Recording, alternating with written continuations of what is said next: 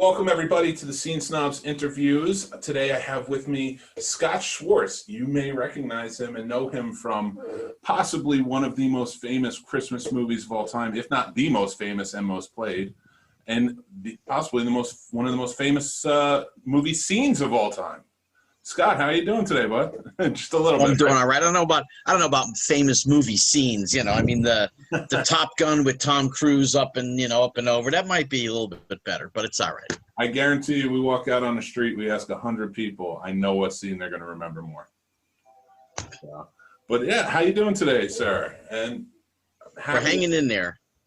You, sir, are you've definitely worked in again one of the biggest Christmas movies of all time. It's playing all the time. That just last month they were doing Christmas in July, and it's 24 hours of A Christmas Story. Hey, listen, they can sell the commercial time. They're going to play it. And you were also in a movie with probably the most famous comedian of all time, The Toy, which is always a fun one. And Jackie Gleason as well, another famous comedian. And Richard Pryor. Well, yeah, no, Richard Pryor. I was getting to that point, but yeah, Jackie Gleason is also in there. But yeah, please, could you tell us any more about working with on The Toy with them as a young child actor? Oh, it was great. I mean, they didn't treat me like a kid because I didn't really act like a kid. I was much more mature than my age, and I was fans of both of theirs. I knew the material. I knew what they did. So being a fan at that age of them truly helped because they were more than willing to kind of guide me along and give me, helpful tidbits and become my teachers. So it was great. Awesome. And, starting out as a child, how old were you when you started out acting? Yeah, about 8.5. Oh, okay. Wow. You were young. So I know you run a foundation. Is it a minor consideration is what it's called? Well, I don't run it. I was a president of it for a couple of years a while back because as a 501c3, you can only be the president for 2 years. That's the law. So, but that's already been 3-4 years ago already. I'm gone from that. 4 years ago, yeah, about that. Okay, about 5. What kind of work did you do with the organization? Basically, as the president, you do more of the interviews, you do more of the talking to people. You're not really on the ground level, although, there were people that contacted us. They needed advice. They needed stuff, about their kids, child labor laws. That's what the company dealt with, what the charity dealt with. It was, for changing child labor laws across the board so that the same things that apply in California, New York, and Illinois apply to Florida, Oklahoma, Texas, Louisiana, and so forth. Okay. It's standardized that a kid has an 8 to a 9 hour working day. It's basically you have to have 3 hours of school, 1 hour for a meal, and then you can work either 4 or 5 hours. I think it's 5 hours at the most. I think it's up to a 9-hour day. And that's any kid under the age of 18 who's still in school who's not been emancipated. Mm-hmm. If you've been emancipated, then you can do whatever you want, basically. Well, growing up as a child actor, I know it has a certain stigma to it, with a lot of child actors, unfortunately, meeting a certain amount. With you advocating through this organization, things like that, is there anything that you really not happened to you or anything, but that you saw that really you're really trying to end or? Well, I mean, realistically, the treatment of children on sets is pretty good. It's always been pretty good. You have the time before time, as I call it, the non-PC culture time, which was basically the last 10 years. If you go past 10 years ago, just the non-PC things, what people would say on a set, what people would do on a set, smoking on a set. I mean, all of those things that were then, and they're just not now. So that's kind of just corrected itself, so to speak. It's realistically more, I personally fought for the Coogan law, which is Jackie Coogan, who was in The Kid with Charlie Chaplin, Mhm. all of his money was gone by the time he was 10 years old. I mean, his parents spent his money. So the Coogan law was enacted, and what it says is 15% or 20% of a kid's income has to go into an account for them until they turn 18 years old. Mhm. If you kind of figure out everything, it comes down to how much of the kid's money is available for somebody else to take outside of that. I mean, it sounds crazy, but I kind of always say I start with $1,000 and I work from there to make it easy for everybody to understand. Mhm. Now, because you make $1,000 does not mean you make $1,000. True. You have an uncle, right? You never get to see him. His name is Uncle Sam. So he takes a nice chunk of your money. Then you have a cousin, the state of whatever, and they got to get their tidbit unless you're working in Texas or Florida and you have no state tax. But most of the time you do. Then there's agents, managers, PR people, various expenses. And after all of that is said and done, they take the money out for the Coogan, and there's some left. There's probably $200 left out of the 1,000. Mhm. All right, well, now where does that money go exactly? Does it go to the child? Does it go to the parents? There are parents that manage their children because they're making so much money. Mom works or dad works a menial labor job, and let's say they make $25 an hour. Okay, okay, so they're making $1,000 a week. The kid's on a series making 42,000. Yeah. What the hell is mom or dad working for? So they turn around and their full-time job becomes to take care of their kid. Well, they're definitely, entitled to something. Is it the same amount as they were getting at their regular job? Is it a little bit more? This is kind of where you kind of go into that no man's land, and you had people like like Gary Coleman, whose parents took a lot of his money. And there's been just many, many stories among the decades of kids who turned around. There's one guy, you wouldn't know his name, so it's kind of inconsequential, but he did a lot of TV work. He was never a big star, but I mean, this guy was on show after show after show after show. And somewhere in his parents' thinking, they said, well, he's a minor. He's a child. He doesn't have to pay taxes. So they never paid his taxes for 5 years of his income. So by the time he got out, he became 18. They handed him his Coogan account and said, thank you very much. And it was a decent sum of money. Unfortunately, though, Uncle Sam showed up and said, you owe us 16 times that amount from taxes, penalties, and interest. Oh. So you get those situations as well. Yeah. I'm I don't know if I'm in the minority or majority that say, what kids learn in school is not always applicable to life. Every kid in high school should learn how to balance a checkbook, to have a bank account of some kind. I understand there are, people that don't make a lot of money, but you can certainly open up an account with $5 for your kid, I would hope, something so that they can learn the responsibility of a dollar and how to use it and what everything is. They don't teach this, Yeah. But So that was kind of one of the things I always said, that, Hollywood loves stupid kids and stupid parents because they can take advantage and they can do what they want to do, but they'll never teach the right thing.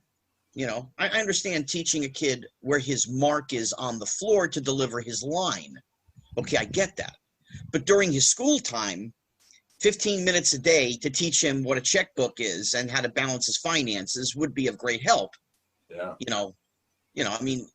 We've had, kids on television making, $250,000 a week.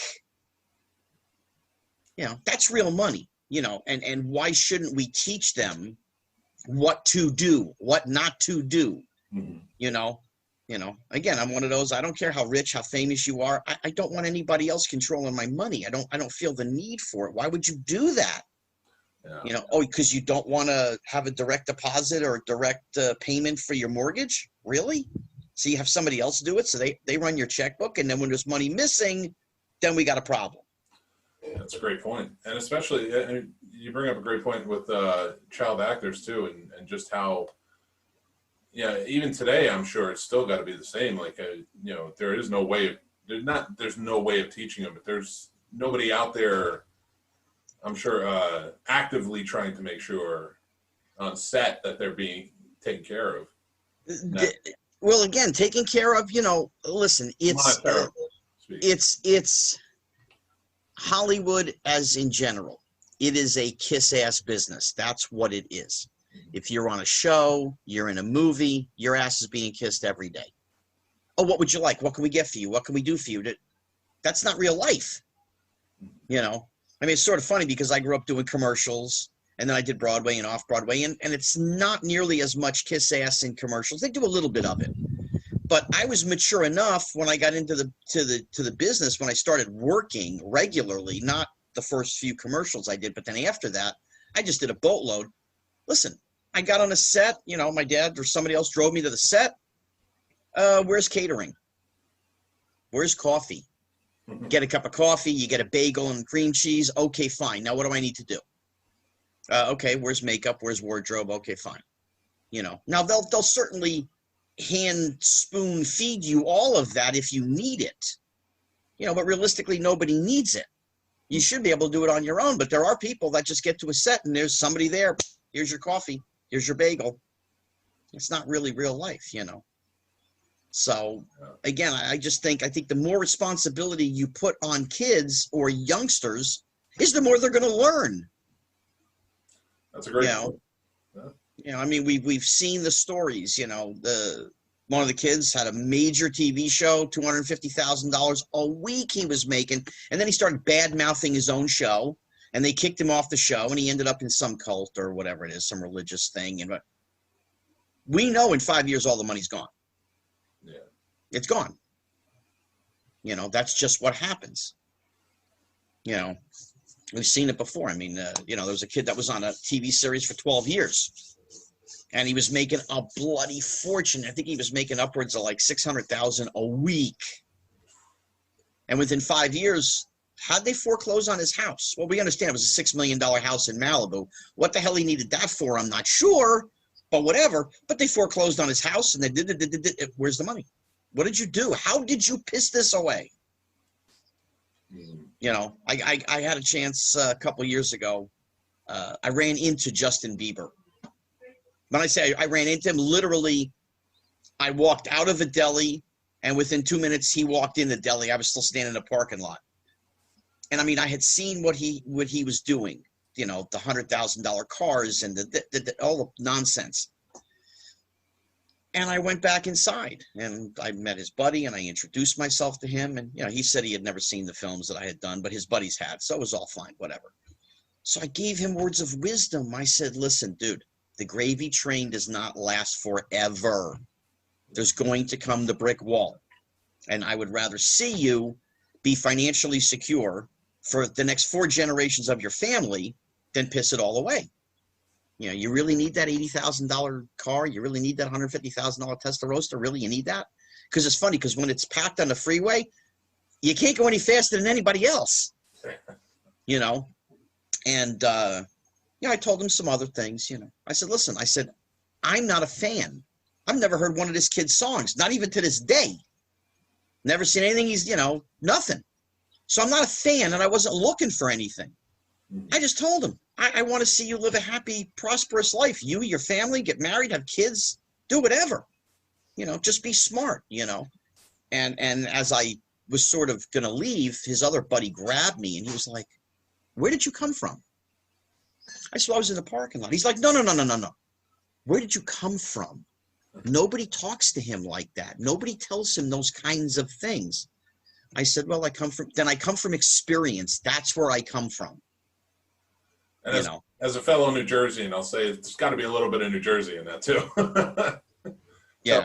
Where are you from in Jersey? I didn't know you were from Jersey. Where? I was born and raised in Jersey City, and then I moved to Carteret. And Carteret? Yeah. Oh, my God. Exit 12, baby. Yep, you know it. I'm No, a Jersey guy. Come on. I grew up in Bridgewater, exit 10 off 287. oh yeah, we spent a lot of time down there. Absolutely. What did you go to, the Bridgewater Commons? Oh yeah, hung out there. All over. My brother went to school in Piscataway High School, so Oh, my I God. was around there. That's funny because when I was in high school, at the Bridgewater Mall is here, and then you've got 202, 206. Mm-hmm. And on the other side, there's some the city buildings, whatever, just a small courthouse. But on the other side of that's the high school I graduated from, Bridgewater Raritan High School West. Oh yeah, I have some friends who went there. We played basketball together. You know, because it's Jersey. You all kind of convene. Yeah. I mean, now it's Bridgewater Raritan, regional, whatever, But I mean, the sad thing about that was Bridgewater East had a history, and Bridgewater West had a history. I mean, I say West especially because, like, Eric Murdoch, who was an NBA basketball player, he came out of Bridgewater West, and they had his jerseys up and all that stuff, and I came out of Bridgewater West. They put all that stuff in storage like it doesn't exist because they wanted to bring everybody together. So rather than just have everything displayed, for Bridgewater East and West and just put it together in the same school, it's like it doesn't exist, which is really sad. Yeah, that's a shame. When did I'm guessing during your earlier part of your career, you weren't living in New Jersey, correct? Mm-hmm. Oh, you were. So you say you just traveled out to wherever they were shooting? Oh, yeah. On 22 Ethicon in Bridgewater, right on Route 22. You go past Dave's Texaco, the 7-Eleven, you go past the mall, and the next light up is Ethicon and Johnson & Johnson on the right-hand side. That's Country Club Road. If you made a right on Country Club Road and you went up about 1.5 miles on the right, that's the street I lived on. I lived there from 1975 when I was 7 until I graduated high school. I had a friend who worked at that Johnson & Johnson, too, for a long time. She did really well there. That's blast from the past, too, because I live in Virginia now, but I'm from, I left there maybe about 6 years ago and moved down here. You got tired of the taxes. Yeah, that's for sure. It is a gorgeous place to live, and I'm always trying to convince people. I'm like, stop thinking of Jersey like this. There's a lot more. Listen, all they think of New Jersey is Secaucus and the Meadowlands, because that's all that they see on television. They see swampland, they see crap. And I'm like, no, you don't understand. There's places you go 10, 15 minutes outside of there, and it's gorgeous, and you just keep going. Bridgewater was beautiful. Woodbridge is gorgeous. You go out to Flemington, and then you go past there. But, and of course down the shore, you got Seaside Heights and you got Atlantic City and you got all the points that, Long Beach, Long Branch. New Jersey's a beautiful state. It's just expensive as hell. Oh yeah, it's insane. My family's still up there. I'm just like, yeah, I'm out. Gotta go somewhere. The house that we lived in, my dad bought it in the end of 75 for $65,000. My dad's mortgage and property tax was $750 a month. Right now, the property tax on that property is over $1,000 a month. Just the property tax. It's insane. It really is. They get away with in New Jersey. They get away with highway robbery, but they produce the most actors. I'll give you that. No, but that's every time I go take this trip down memory lane, I just talked to somebody. I did an interview, Artie Hoffman. He's a psychic out of Woodbridge. Okay. And he grew up there his entire life, and I'm like, yeah, no, I moved to Carteret. And like, it was just once that happens, that's when it goes to. It's a Jersey thing. Of course. You gotta love where you're from, but there's a way that we think. There's a way that we speak. We're not sugarcoaters, as they say. We don't sugarcoat nothing. It is what it is. What it is. Period. Cut through the BS and just say what you gotta say. You like somebody, you like somebody. You don't like somebody, you don't like somebody. It's not, we'll go to lunch and then you just never call them. Yeah, no, it's just kind of walk away from it. I get it. But when did you move out of New Jersey? So you said you went to high school there, so it had to be after 6 months. The winter, the January of '87. I moved to LA. I had enough. I had enough with the winters. I had enough. We have the 4-letter curse words. You know what mine are? Snow, icy, rain, cold. Those are mine, okay? You know, I was the beneficiary of having Jewish parents, and my father could not wait till I was 9 years old, because at 9 years old he decided that he had a son who was 9, and we had just about a 100-foot driveway from the street to our garage, and he handed me the shovel and said, "Here you go." And I said, "Well, what do you want? You want me to? You want me to do all this?" He said, "Well, I was into that. I mean, I had no choice. You know, I'm the son. I got to do it. You know." And I mean, that thing was torture. And it was about 14 or 15 when I just said, "I'm not doing it." And I actually paid friends of mine in high school who were older than me, who had the snow trucks, the plows. I actually paid them to come and do my driveway so I didn't have to do it anymore. It was a backbreaker. Yeah. Oh, I can't wait till my kids are old enough. Yeah, but to me, I mean, it was okay. You know, you had a little bit of snow, all right, fine. But then when you got those 1 and 2 foot snowstorm drifts that came and all that, the hardest part was the plows in the streets, because it would push everything to the side, and you'd have that wall at the end of your driveway, which was solid ice. So I'm out there shoving the wood part and the handle of the shovel to break through the ice so I could get it the hell out of the way so my parents could get out of there. Yeah, it really is. I don't miss the winters not being as bad as they used to be. Down here, they're not as bad as they were out there. So no, I don't miss that part of it. I miss the people. I miss the food. Yeah. I miss, the behavior of people, the straightforwardness, Now, again, New Jersey gets a bad rap for a lot of things, because we got Newark in the ironbound section, and you got, "How you doing? What's going on?" And then you got the, "How you doing?" You got the Italian guys, but that's everywhere, but it's like New Jersey gets a bad rap for it, Yeah, and it's I always say it's more Bruce Springsteen than it is Jersey Shore. I was like, or Bon Jovi or something like that. There you go. Yeah, those are my guys. Yeah. I knew his cousins, so it was like, okay, fine, Nice. But there's a lot of great things that have come out of Jersey, and yet everybody goes, "Oh my God, it's a dump! Look, it's all swampland." I'm like, no, that's the Meadowlands. That's the Caucasus. What are you looking at? Well, nobody goes there. Except people that go to games and do whatever. Yeah, that's for sure. So so you're living in California. Are you living in Los Angeles or? No, I'm outside of Los Angeles. I'm outside of LA County. Oh, smart. I'm where it's quiet. There's no BS, and my neighbors look out for me and I look out for them, and it's a nice little quiet community. About 45 minutes northwest of LA. Very nice. Okay.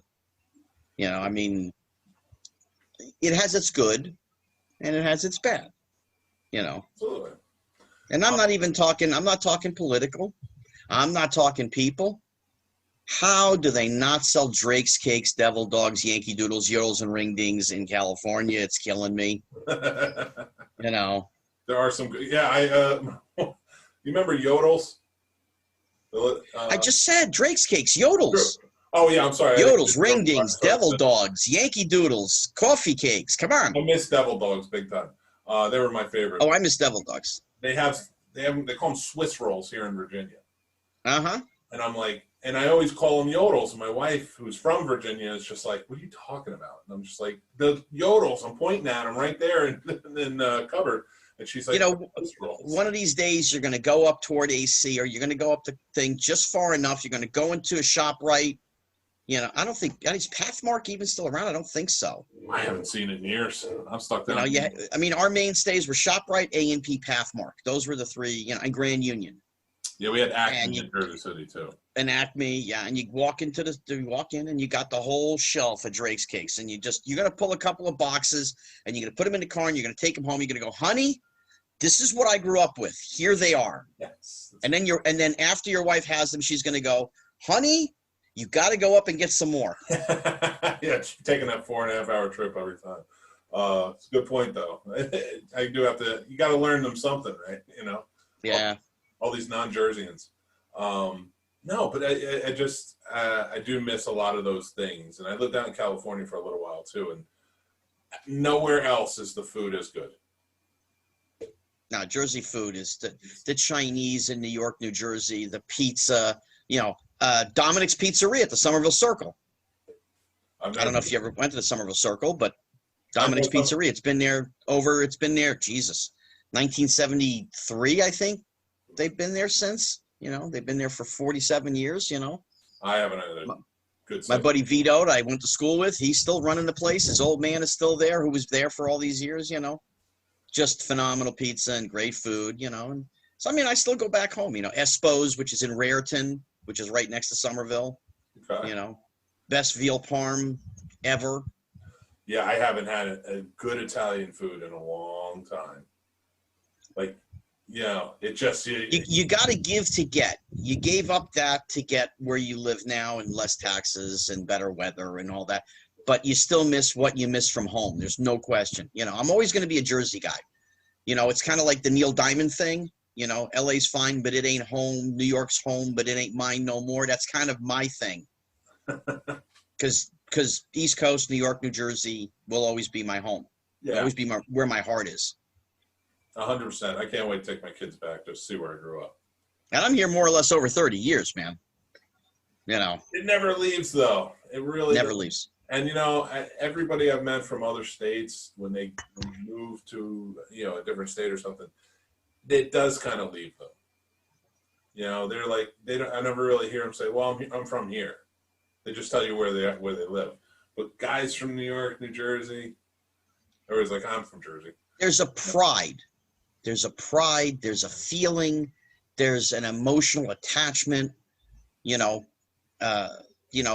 9/11 happened, I was out here. I'm laying in my apartment with my fiance at the time, and she's from Florida and Louisiana, and she didn't get it. She didn't have that emotional connection that I had, and our roomie at the time, who's still one of my friends, God knows how many years ago, he knocked on my door. He's like, dude, you got to turn on the TV. I said, what channel? He said, any channel you want, dude. You got to see what's going on. And I saw it, and there's an emotional thing that goes with this. I spent time in Manhattan, boatloads of it, all my auditions, all the running, the doing whatever. I spent time in the towers. One of my cousins worked in Building 7, the American Express building. Barry Larkin, Major League Baseball player, Hall of Famer. He had friends that worked in the tower. He was a friend of mine, and we had talked about it, and one of my other friends, his daughter, God rest her soul, she worked for Cantor Fitzgerald, 106th floor. She's gone. Michelle Totolo, she's on the list. They say her name every September 11th. There's an emotional thing there. Yeah. And those of us who are from there, now I'm gonna start crying because that's just what I feel. It's never gonna leave us. This generation, they see it video and they see it. It's not real life to them. It's like a movie to them. They think, oh yeah, no, it really happened. This is what it was. So we have that emotional thing that absolute binds us together. Just different everywhere else. I agree. Just us alone. Like, you didn't know I was from Jersey, but when I said it, I saw the ears perk up. Because you find somebody who understands and like who's been there and just, there's a different type of camaraderie with people from Jersey too. Oh, totally. Totally. Actually, I want to ask you about that because now that we're talking about Jersey, how did that help you in your career? Because again, that no nonsense. I've always found always kind of pushed the people that I shouldn't have in my life away, like that type of no nonsense attitude I hold. It always kind of pushed those people, like turn them off to me because they're like, all right, I'm not getting one over on this guy. But then it also attracted like good people who, just. I think it's inside every person. You kind of have to be just a judge of character, Mm-hmm. I mean, I have people that I've been friends with that I went to kindergarten with. You know, my friend Dave, I've known him since kindergarten. And it was wild because I had moved in second grade from Somerville to Bridgewater. So I went to a different school. And he came to my 7th birthday party. And I have a picture of me and him and the cake, you know, the chocolate chip cookie cake that we had, whatever. And then I didn't see him for a while. You know, back then there's no cell phones, no emails. People cannot concept that we didn't have these things. And I was doing the Chiller Theater show in Parsippany. Oh, I used to go to that all the time. That's awesome. I haven't missed one in 23 years. Well, then I've definitely seen you there. I know that. I'm sure. And he came up to me and he goes, "You're Scotty Schwartz?" And I said, "Yeah." He's like, "Are you going to be here tomorrow?" And I said, "Yeah." He said, "Okay." And he walked away. That's all he said to me. He just walked away. Comes back the next day. "Hey, do you remember me?" I said, "Yeah, I saw you yesterday." He's like, "Here, I got something to show you." And he hands me our kindergarten picture from Somerville.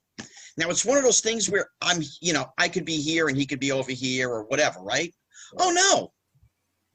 The minute I looked at the picture, he's sitting next to me and we got our arms over each other's shoulders. That's awesome. The second I saw it, I said, "Oh, my God, it's Dave." I knew exactly who it was. You know, Dave Wilbur, God love him, and his wife, Kathy. And we still talk, and they were in Jersey. Then they actually moved out to Northern California, but now they're back in Jersey again. But he and I are still friends since kindergarten. My friend Kenny Overt from since second grade. There's a thing about people there, you know, and then as you grow up and you do different things, and, you know, I mean, I had the fame and all of that. Yeah, you get your hanger-oners or your wannabe friends and that kind of crap.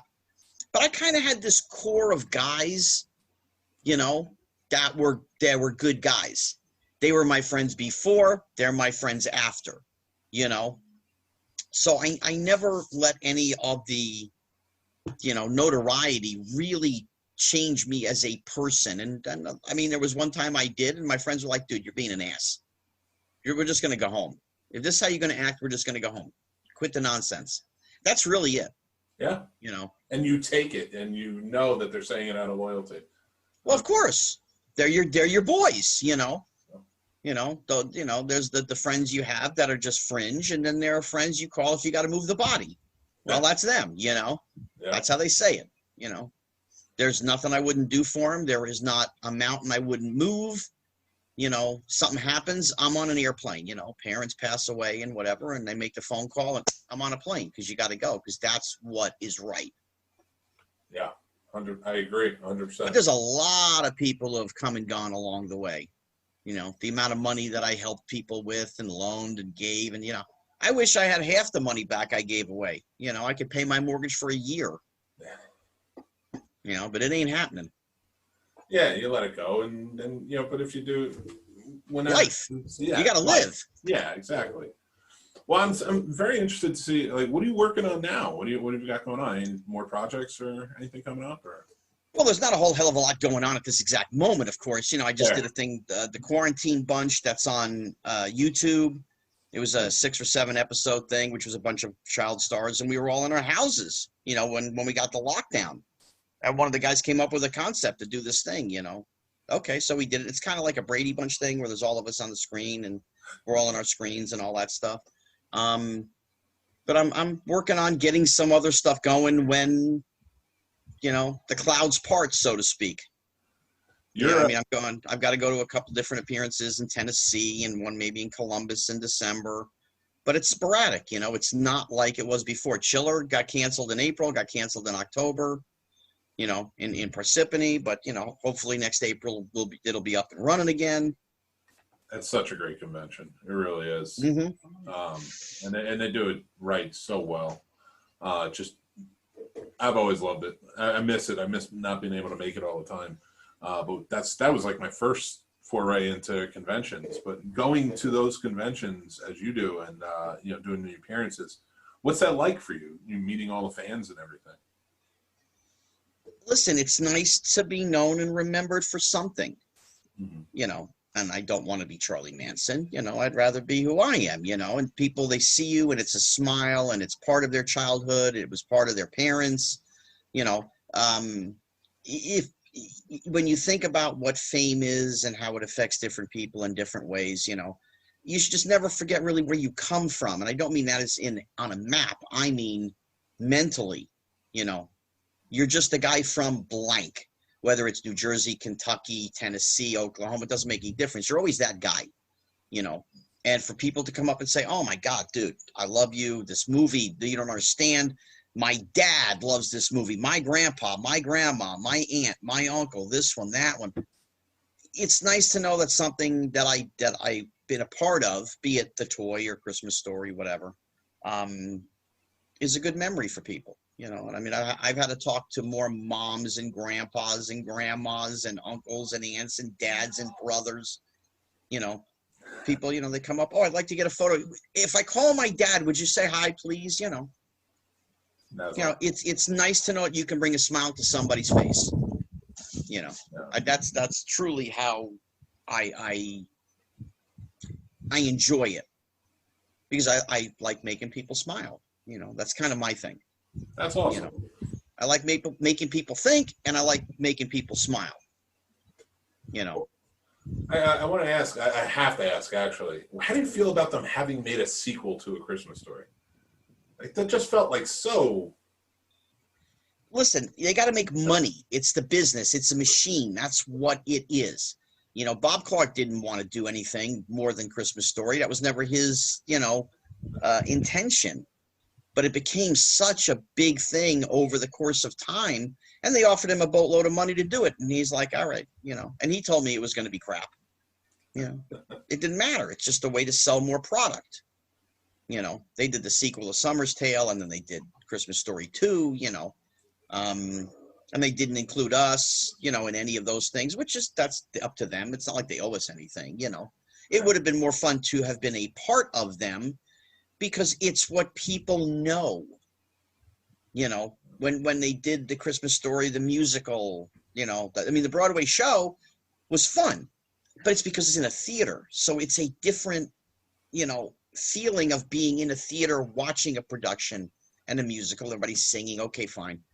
When you're watching it on television, you're taking something that's this big and you're putting it in this box, and it's different, and people were more, why didn't the original cast have anything to do with this? This would have been great, You could have had Ralphie playing the father, realistically. Peter Billingsley could have done it, Yeah. Somebody else could have played the narrator, who would have been, somebody else. Whatever it could have been, but it could have been some of us. Instead, they chose to go a different way, and they went with, the other people that they had as part of the project. My fun one was Jane Krakowski played Miss Shields, the teacher. Okay. And Teddy Moore, who played the teacher in A Christmas Story, played Miss Shields. She lives in Toronto. So, we were all going to watch it because we have to. That's just what it is, So right after the scene with Jane Krakowski, she does her number, they went to commercial. I called Teddy on the phone and I said, Teach, you never looked that good in your whole life. She's like, no, but I could dance like that when I was a youngster. But she, she got a kick out of it, But the fans remember us. Yeah. They remember us as kids, and that's what they want. But it is what it is. How does it feel though? It's such a long list. Like, this is a movie it's a staple. It's not even more, it's more than a movie. It's so, people are fanatical about A Christmas Story. Listen, and Bob Clark was fanatical, and he's the director. It was his baby. He wanted to do this. Christmas Story never gets made except for one other film. Mm-hmm. And it is what it is. You can't change it. Christmas Story gets made because of the success of Porky's. Yeah. Because it's Bob Clark's film. They wanted him to do the sequel. They wanted him to do Porky's 2 right away. And the scheduling didn't work where they could do it during the winter time. So they couldn't do it until, April, May, the summertime. And he said, great, I'm going to do my film in the middle. what do you mean your film? I'm going to do Christmas Story. They didn't know what it was. They didn't care what it was. They wanted nothing to do with it. And he's like, listen, here's my budget. I'm going to do this. I'm going to shoot it from here to here. While I'm shooting, I'm going to edit it. Right after I get done, I'll go into pre-production and I'll do Porky's 2. You know, they wouldn't give him the budget that he wanted. He wasn't blackmail, but he actually gave up his directing producer fee for a portion of the film, for a part of the ownership of the film to get it made. He wanted $5 million. $5 million. That's what he wanted. Now, you and me say $5 million. That's a lot of money. In the world of movies, it's not really a lot of money, but back then it was. You know, they wouldn't even give him $5 million. We'll give you $4 million. They didn't even want to give him his budget. Today they shoot movies $250 million, $200 million, you know, and they're blockbusters, and we know.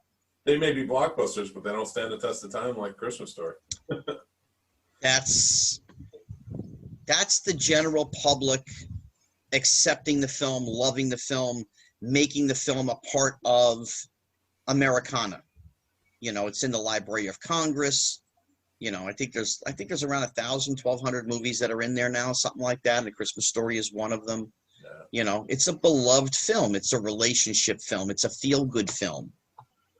You know, so it worked. You know, it did okay originally at the box office. It made MGM money. They were happy, and they were thrilled when Ted Turner wanted to buy it. You know, for the Turner Library, and then Ted Turner and his people turned it into the Marathon, and here we are 24 years later. Still at 24 hours a day. I mean, it's so crazy to me, and I love it. I mean, it's one of those things I love, and you see so many on different holidays, other channels try and do it with movies. Like they've even tried to do it, I think it was the USA Network or something was trying to do that with It's Wonderful Life. They tried to do that with White Christmas. And they never last. You never see it happen the next year. They tried to do it with The Wizard of Oz. They did it twice. The first time it was okay. The second time the ratings went down. That was the end of that. Yeah. It's a Wonderful Life was on TBS. They did it once. It did okay. The second time it went down. Oh, you know, whatever. Christmas Story they had bought. They had very, very little into it. So they tried the Marathon, figuring, hey, if we can get at least 2 years out of this, we break even. We make a little bit. Plus, we can redo it on video every 4 or 5 years, whatever. And okay, fine. Yeah. They threw it up there, and it did okay. It did pretty decent. Then the second year, the ratings went up, and they went, okay. The third year, the ratings go up. Hey, let's keep going. Then it becomes a cash cow. You know, for a movie that cost them $250,000, Warner Brothers has said it is the highest grossing film, most profitable film in the history of Warner Brothers for what they paid for it. Jeez. I mean, that's a pretty amazing statement to consider how many films Warner Brothers has done over the past 90 years. Yeah. You know, or 100 years. What am I saying? You know, you think about that, you know, it's crazy. And never have we seen a movie come out and there's no talk. There's no big, you know, promotional campaign. There's no big stars. There's no special effects. There's no nothing. And 20 years later, they start merchandising the thing. It's not till 2003 when they had any merchandise. And it's everywhere. And now it's everywhere. Oh, it's a cash cow. They're just sitting there cashing checks. It's hysterical. Oh, and it's such a quotable movie, too. It's such a wonderfully quotable movie. Oh, fragile. It must be Italian. You know, it just... My favorite scenes are Darren McGavin and his shtick and the things that he did and the Chinese restaurant. Oh. So yeah, everything about that movie is memorable.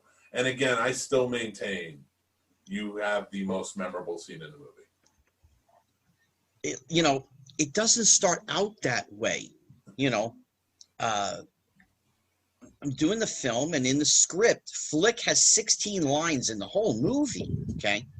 That scene, it says, Flick sticks tongue to pole. That's it. So we get there and whatever. And Bob, my audition process was easy because Bob knew I did the toy and he had seen the toy. He knew I could do anything. So when we get there, he's like, listen, run with it. Do what you want. We'll see if I like it or don't like it. Just go, you know. Okay. So I did pretty much what you see on camera. And we did that a few times. He's like, you know what? Give me more. Just go overboard. Just let it go. Okay. And I just went hog wild crazy. And he's like, nope, I like how you did it first. Do it the way you did it. Okay. And then what you see on screen is basically me coming up with, you know, the different lines stuck to the pole and all that stuff. Don't leave me, come back, and all that crap, you know, stuck. I mean, all that stuff, you know. Yeah. I have a. You know, and oh no, sorry. I didn't mean to cut you off. I was just going to say I have a. I went to Full Sail. It was a film school in Florida, and the head of the film department at the time, it's got Dave Franco, always talked about being an extra on set that day when you shot. So I sent a message to him. I haven't talked to him yet, but I was like, hey, I'm talking to he's a Canadian? I don't know much about where he's from. Like he was the head of the film department. I knew him. So like when I saw it, when I knew I was going to talk to you. Well, we shot that in Canada. Yeah. The Tongue of the Flagpole scene was shot in St. Catharines, you know, which is between Toronto and Buffalo, basically. Otherwise known as the Ice Box. Oof, I can imagine. It was anywhere from 20 to 24 below zero. How do they maintain you guys out there? Especially barely. Well, I got the brunt of it because I had to be out there the longest. You know, that shot from the school where I'm out there all by myself on the pole and all that stuff. I'm out there all by myself, you know. And we actually shot it twice. It was my second or third day of shooting the first time we did it. And about 10 days later, Bob came over to me and he says, well, I got good news and bad news. The good news is you're going to be with us another extra 3 or 4 days. The bad news, they underdeveloped the film. It came out too dark. We have to go do it all over again. Oh. So the first time we did it, it took 12 and a half hours. And the second time we did it, we knocked out an hour. We did it in 11 and a half hours. Oh, yeah. So with that being said, then McCougan's Law should probably be a little more of a percentage then, right? Well, that was Canada, you know, so you could pretty much do anything, you know. And we shot in Cleveland, the Higbee Square at the beginning of the film, Ralphie's house, the exteriors outside was all in Cleveland, on Clark Street over there in Cleveland. So, you know, again, the Coogan laws, again, like I said, see, I'm a believer in working, you know. So you can't say to put a 6-year-old in the same working environment as a 16-year-old. There's a different mindset there. There's different everything there, you know. A basic, you know, 8-hour work day for anybody under, let's say, 10. Okay, that's good. But once you get over 10, you can handle working a little bit more. You can handle it. You know, mentally you understand and can comprehend what the hell is going on, you know. Mm-hmm. And there was overtime, you know, anything over an 8-hour day, you got overtime, you know. So you made a few more ducats in your pocket, you know. And they prorated it to whatever you were getting per week and all that kind of stuff. But, you know, I believe in a work day. I don't believe in, you know, oh, just bring me in and I can work 3 hours and go home, you know. You're there. What's the difference, you know? Yeah. Get done what you got to get done and move it along, you know. Absolutely, 100%.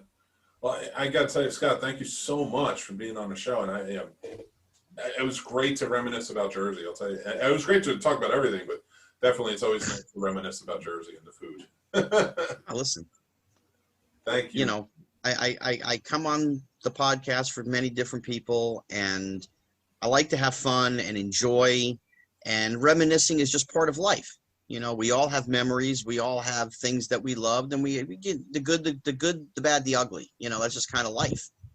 You know, and you know, being that I've brought some happiness to people's lives, you know, there's nothing wrong with that. Bringing a smile to somebody's face. You know, there's so much misery and you know, not great things in today's society.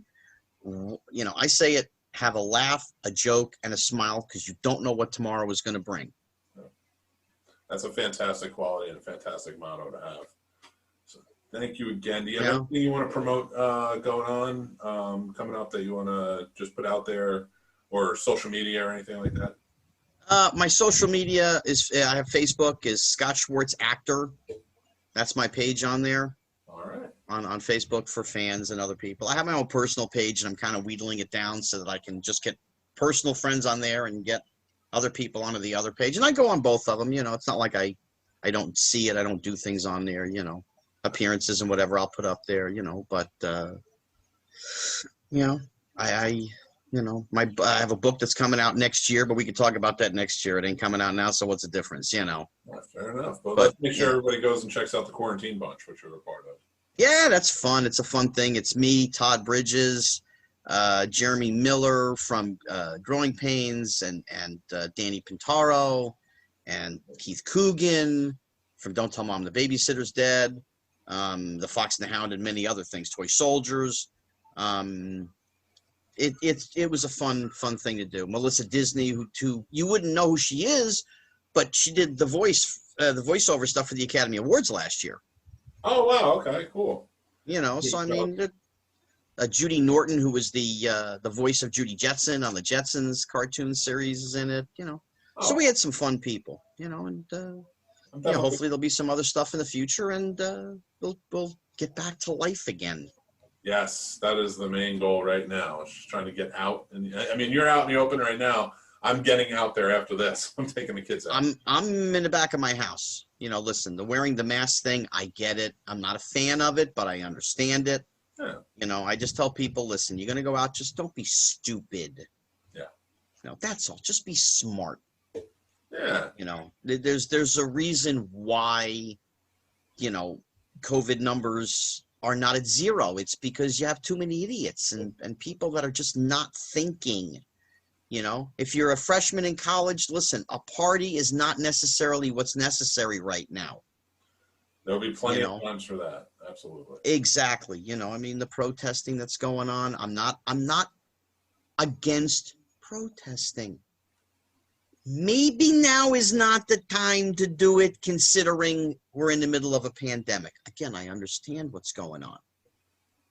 You know, but it's like you got to handle one thing before you can handle another. Yeah, it's tough. It's a very tough time to maneuver at the moment, definitely. So people just need to think. People need to put their thinking caps on. What's important right now? People's lives are at stake. Let's not be too hasty and let's not be dumb. Just be smart. That's all. And that's you know, I've traveled during this thing. I've gone out and had to do some things. You wear a mask. Okay, fine. I hate it. There's no question. Yeah. You know, but we are where we are. Let's make do for this short time. Let's get it over with. And then, you know, get back to the lives we all knew and loved and enjoyed. Going to Seaside Heights or going to Atlantic City or going to Long Beach Island or going wherever the hell you want to go, fishing or anything else. I don't care what it was. You know, you want to go to Jamaica and get naked. You do whatever the hell you want. Let's just put a pause on it. Let's try and understand what's going on. Get it, yeah, fix everything first and then get there. Maybe that's my age. Maybe it's just that I'm getting old, you know. I mean, I'm 52, and it's like I sort of think about life more than I think about, you know, oh, well, I really need to do this. No, I don't.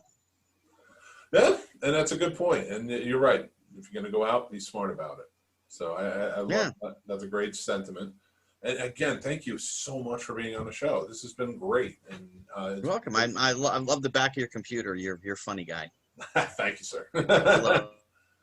Between, you know, Crystal Lake, Star Wars, Jason from Friday the 13th, you know. Yeah, I can't see them. I can't see them all, but I see the guy from Scream. Yeah, I got a bunch of stickers from friends who make them, and they put them out, different companies and stuff. So I showing some. Listen, I can just tell you, I'm a slight bit disappointed, just a slight bit. There's no sticker of Darth Vader, so. There you go. Oh, no, that's true. He's over there. Oh, he's over there? Okay. In my studio, at different sections of what, and that I can't fit any more Star Wars over there. So I will definitely hit that, and I'm going to make sure that one shows up on the computer now.